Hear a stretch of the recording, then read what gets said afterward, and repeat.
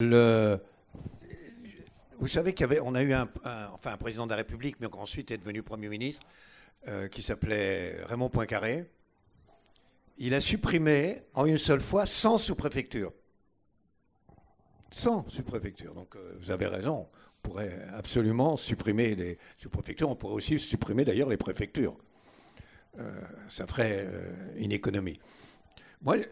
Mais cela dit, je ne vous dis pas le nombre de gens qui hurleraient en disant... Bon, moi, un jour, j'ai fait une proposition que je continue. Il y a, quand vous allez dans un musée en France, tous les musées, alors le Louvre, n'en parlons pas, mais tous les musées, vous avez des réserves. Le Louvre, il y a une énorme réserve. Il y a des milliers de tableaux dans les réserves. C'est des tableaux qui ne sortiront plus jamais des réserves. C'est de la peinture du XVIIe, complètement dépassée, grandiloquente. Bon. Et j'ai dit, mais pourquoi on ne les vend pas? Il y a plein de gens, c'est quand même signé Lebrun, je ne sais pas quoi.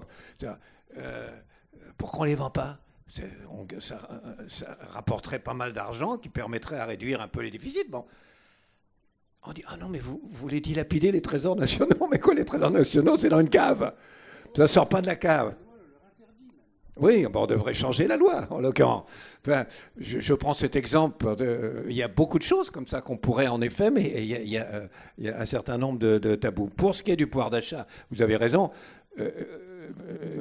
D'abord, on en parle. Vous dites personne ne parle plus du pouvoir d'achat. Non, c'est un des thèmes quand même qui est dans le grand débat, dans le machin. Simplement, point de départ, hein. Je vous fais quand même une petite remarque. C'est... pour l'essentiel, le pouvoir d'achat, c'est le privé. Alors les fonctionnaires, c'est l'État, les minimaux sociaux, c'est l'État, mais les salaires, dans l'ensemble, c'est le privé. Et donc, ça devrait passer, en effet, par une conférence de tous les acteurs, et en particulier du privé, pour voir s'il n'y a pas une possibilité, en effet, s'il y a une nécessité du pouvoir d'achat. Lequel pouvoir d'achat, entre parenthèses, contribuerait beaucoup à une relance de la production et de l'économie. Une question, monsieur. Je peux ajouter une phrase. Parce que comme j'ai dit à quel point je croyais qu'il fallait décentraliser ce pays, je voudrais ajouter quand même que l'un des gisements les plus importants de réduction de la dépense publique se trouve toujours dans les collectivités locales. Quand vous avez des métropoles, les gens ne vivent plus aujourd'hui comme ils vivaient il y a encore 20 ou 30 ans.